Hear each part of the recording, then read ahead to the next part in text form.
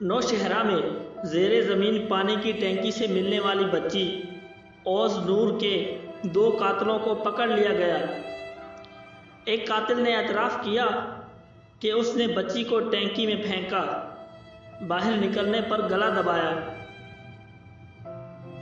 3 रोज़ कबल नौशहरा के इलाके काका साहब की रिहायशी एक कमसिन बच्ची 8 साला ओज नूर दोपहर 3 बजे मदरसा के लिए घर से निकली और लापता हो गई, जो बादअज़ां घर के करीब ज़ेरे ज़मीन टैंक से मिली।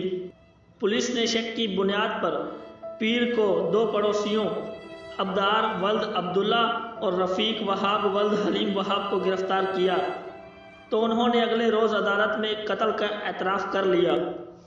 मुलजिम को मंगल को अदालत में पेश किया गया तो एक मुलजिम अब्दार ने सीनियर सिविल जज जुडिशल मजिस्ट्रेट अकबर अली महमद की अदालत में एतराफ़ी बयान रिकॉर्ड कराया और कहा कि ओज नूर को पानी की टैंकी में फेंका। बच्ची जब वापस निकली तो उसका गला दबा दिया, जिससे उसकी मौत वाक़या हुई। मुलजिम अब्दार ने मज़ीद कहा कि मकतूला बच्ची के मामू ने मुझे हुजरे की सफाई के बहाने बुलवा कर 2 बार ज़बरदस्ती मेरे साथ बदफैली की, जिसका बदला लेने के लिए बच्ची को कत्ल किया। बदफैली का वालिदैन को बताया, लेकिन उन्होंने मुझे ये कहकर खामोश करा दिया कि हम गरीब लोग हैं, इस बात को यहीं रहने दो। मुलजिम अब्दार ने कहा कि नूर का वालिद बैरून मुल्क चला गया, मैंने इंतकाम लेने के लिए ये सब कुछ किया और बच्ची को गला दबाकर दोबारा टैंकी में फेंका।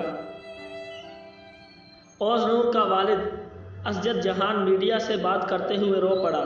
वालिद ने मीडिया के सामने रोकर कहा कि वज़ीर आज़म इमरान खान मुझे इंसाफ दिलाए, मुलज़िमों को हमारे सामने फांसी दी जाए। मालूमाती टीवी के साथ रजब अक्कास को दीजिए इजाज़त। अल्लाह हाफिज़।